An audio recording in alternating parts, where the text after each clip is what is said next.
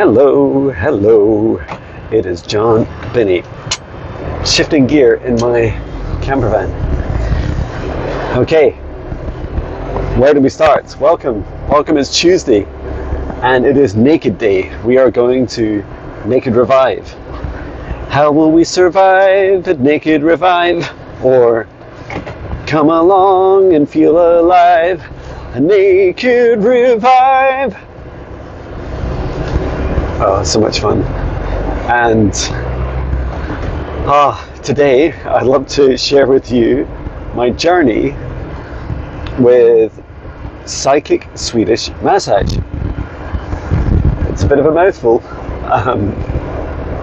but I'm excited to share this part of my journey with you, and I'm very much vlogging this, and maybe it'll inspire you to try something new.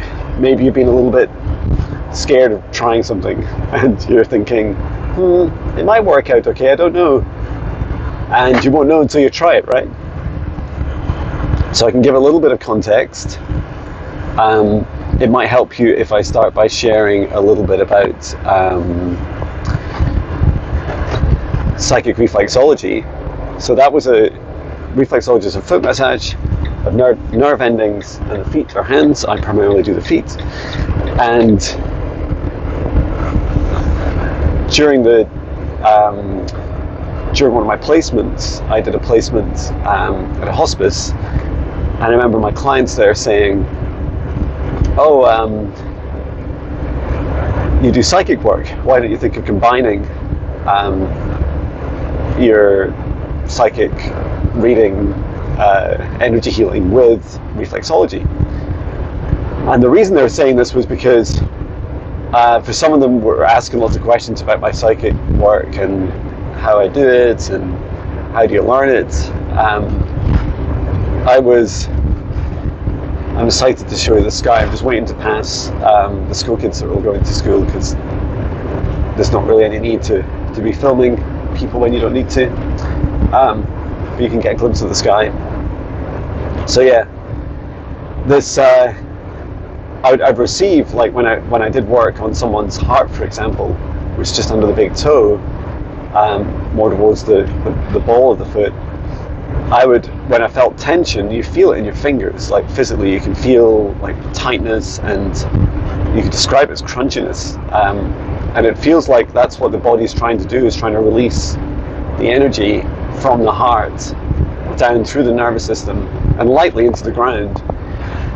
But we're not all amazing, and I'm certainly not perfect at grounding, releasing our energy into the earth. And in many respects, that's what shoes have caused lots of problems with. It stops us from deeply connecting into earth and releasing this energy that we don't need anymore. And our bodies, I feel, do it very naturally, almost like a capillary action. So, yeah. I would start to receive during a session on someone's feet. I could see, if it was like heart tension, I would see who they were talking to, when it happened, what they were saying, where they were, just all the things I would say. And I'd see it visually, and I'd hear them, and I'd feel it was like it was all wrapped up tightly in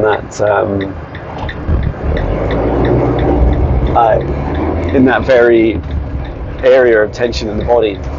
So that was incredible. And when I shared it, I would just wait until the end of the session and I'd share it with a client, and that's when they said, yeah, you should just offer this as a service. And they're actually asking to book a session and for me to do that. So that was super fun.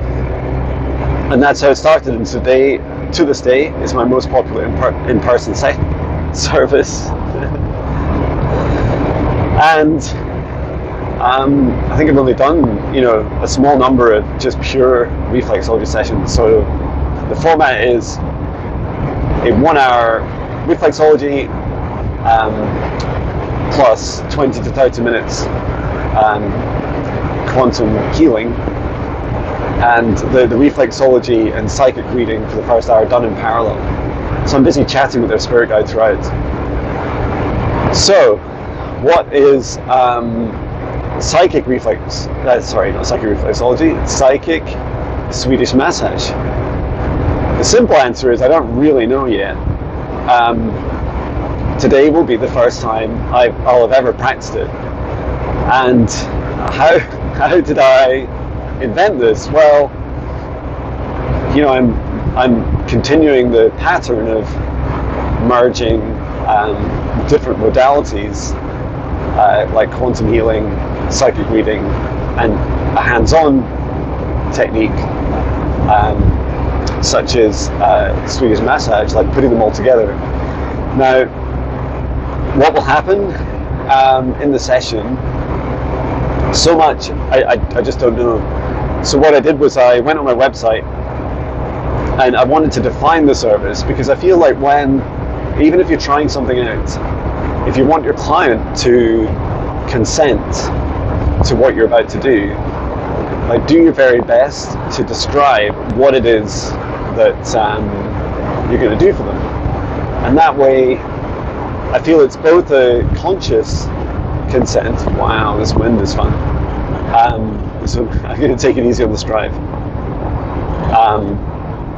The thing is, the winds are gusting up to about 50 miles an hour, and they're from the side, which makes it more fun in a van.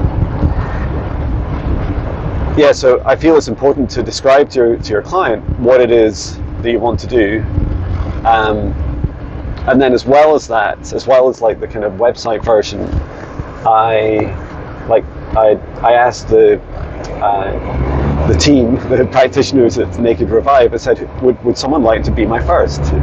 Would you like to come along and have the first psychic Swedish massage? And I very quickly got a volunteer, if not two, because someone else, a second person, then booked later. So thank you for your bookings. If you're watching this, thank you so much. So then for the first person, I left a voice message and I said, thank you so much for your booking. I'm so excited that you're going to be my first. And because it's a really momentous step, right? In many respects, if you're climbing a mountain, it's not the last step. It's not even the halfway step, maybe where you're at the summit. It's the first step you take is just as powerful to celebrate, and it's often the step we forget to celebrate. We don't. When I was climbing Ben Nevis with my kids, the tallest mountain in Scotland last April, I didn't just take one step forwards with the kids and stop and go, woohoo, we did it! We did our first step. And yet, in life, it's absolutely important, because even just me creating the service and putting it on my website, I'm saying to myself, like promising to myself, and then I'm advertising to my customers and saying to the universe, hey, I'm ready to try this new thing. Let's try it. And of course, it's much cheaper as a result. Really just charging to cover my room rental and basic supplies. So that also feels good. And yeah, I left a voicemail for a voice note for my first client, and I said, look, this is the very first time. It won't be as intensive. I don't expect as much detail as the psychic reflexology, because I'm newer to massage, and also it's quite different patterns. And what's really fascinating is the body. I feel I'll be much, especially as I work across the back, I'm going to be much closer to their chakras almost immediately. So like the very first moves are working up the back, and you kind of slide your hands, both hands, up either side of the spine, and then out over the shoulders, like you sweep out over the shoulders. And that first move is called effleurage. And it's very much like relaxing and kind of helping increase blood circulation. And during that time, I'll be setting up a safe space in my mind. I'll be busy creating a protective bubble around me, around my client, and the session. And then we'll go ahead and and just see what comes through. And it's really fascinating because I know a huge part of this is consent. So all the other Swedish massages I've done to date, I'm not even sure how many that is, maybe 25, close to 30, out of the 70 I need to qualify. None of those have I asked for explicit consent, nor have I done anything that would breach the consent of the client, or lack of consent. So yeah, that just having consent makes a huge difference energetically, because it allows, if you think about it in a very human term, it allows you to relax and like step out of fear and just kind of surrender to what happens, what comes through. So yeah, they're the first steps. Quite what happens then in between, like I just don't know. Like it feels like it's going to be very magical as I work. So I work through the back first, back and shoulders, and then I go down to the legs. This is all while the client's facing the front, and then the client turns over, and as they're lying on their back, I start with their feet and legs, and then I move on to their arms, and then neck and shoulders, or chest, neck and shoulders, and it's just the top of the chest. Whoa, this is a really windy bridge. Wow, this is good fun. They used to have signs, now they just have windsocks, like an airfield to show how windy it is. Very low tech and very effective. Yeah, so that was that's it really. And then towards the end, if there's time, I'm going to try and keep it to about an hour, and if there's time, I'll do some quantum energy healing. And what's quite cool is what I'll probably do is scan through the clients and tell them at the end what I found, rather than talk all the way through. So I think I'd like to be able to keep Swedish massage to an hour, even the psychic Swedish massage, because I feel one of the challenges with psychic reflexology is that it's super in depth. It's an hour and a half, an hour and 30 minutes, and they are really, really deep. And I know that service is suited to some people, and the hour and a half goes really fast. But I think to sustain a day of sessions, it can feel a bit much. So, and it would be amazing to be able to do it for a price point, that's maybe similar to Swedish massage. We'll just have to wait and see. And I think a minimum what will happen in the session is that I'll be able to connect with the client spirit guides, and I'll receive some messages and some insights into their body. And it'll help open my mind, like maybe I should be doing the safe space setup just before the client, before I start the massage, maybe, rather than during. Maybe I should be focusing on, the chakras first, and then maybe on the legs I'll switch over to more the nervous system, like legs and arms, or feet, legs and arms, and then neck and shoulders maybe come back to the brain and the mind, and then work my way down, and all this as well as whatever the clients ask me for. So I haven't read my clients' booking form yet, and in part that's kind of on purpose, because I don't want to just stress myself out. But I feel that will be a really lovely experience when I do read it. And I'll just, to keep things simple, I'll just start with one request. So I'll just say, okay, what's your top thing I can try and achieve for you during this session, and then just work through that. The clients already filled out a big form that talks about contra indications, so reasons why I might not be able to treat them, any areas of like skin damage or infections, just a long list of stuff about their health, and also from there's like a physical and there's a metaphysical aspect to what they'd like me to focus on.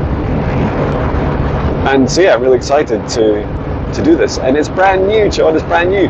Why am I doing it now? I don't know. I just looked.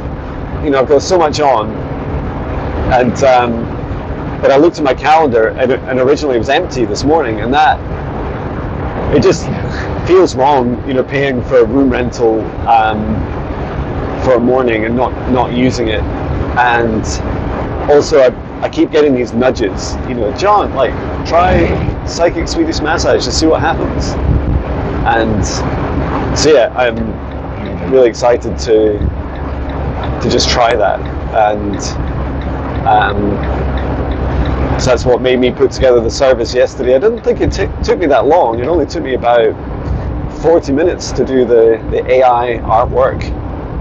You wouldn't believe how difficult it is to get AI artwork with doing something like Swedish massage, because the numbers of fingers are often wrong and the faces look strange. So I think I must have gone through like somewhere between 50 and 100 different images until I found one that that looked good, that looked anatomically, I can't say the word, that looked physically correct.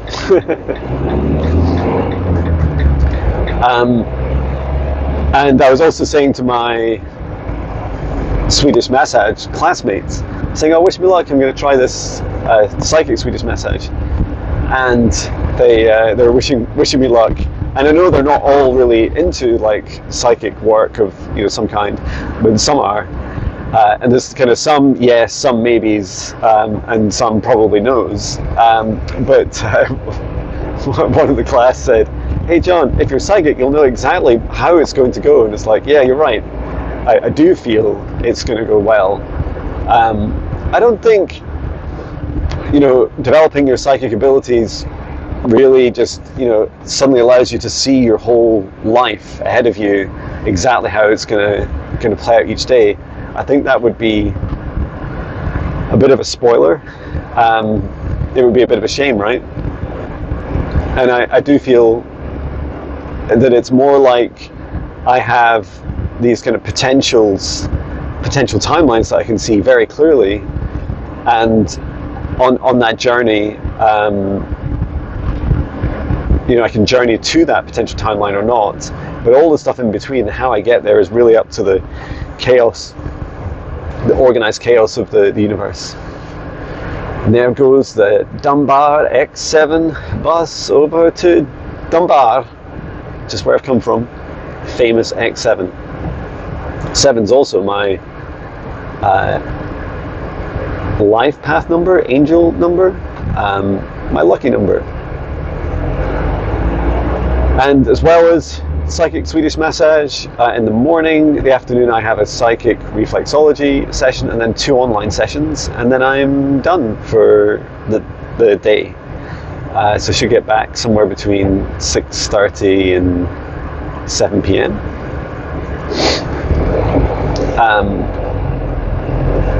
And then tomorrow I'm writing up one of my case studies in the morning, like doing I have to do like handwritten notes and drawings of muscles on bodies.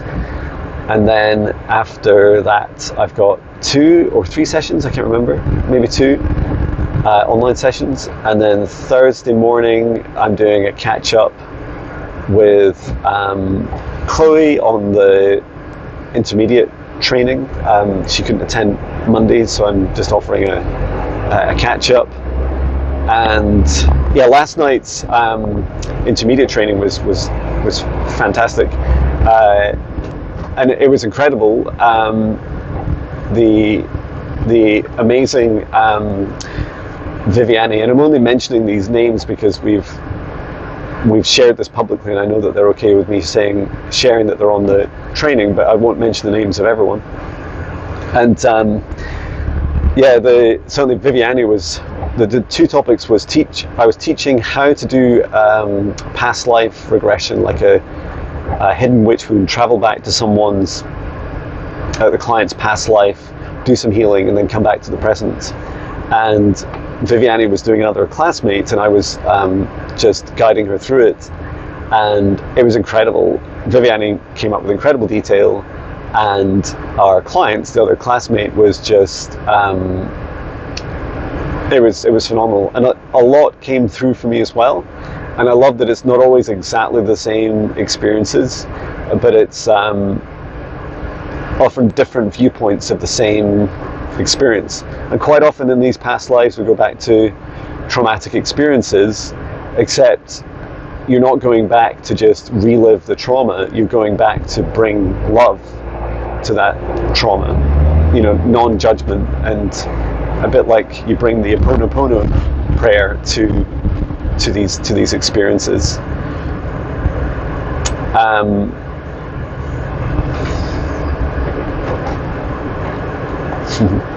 And what was also fascinating was we also did superpower activation after we did the past life healing. And it was just fantastic. It blows me away to see how fast people can pick up these methods. First of all, once you create a safe space and you've got like a guiding hand with you, and then also just to like try it out, just to do it. A bit like my psychic Swedish massage, like you just have to try it, learn it on the job for a bit, and then I then just go and write it down somewhere and it becomes a thing. But yeah, superpower activation, we're working through each other's chakras and finding different superpowers, and it was Viviane who was doing mine, and she found the superpower of joy, like present moment joy in my solar plexus, and I was like, oh, that's so cool. I love that, just finding joy in every single present moment. And that was really powerful for me as well. I think even just knowing that there's a specific area of your body that you have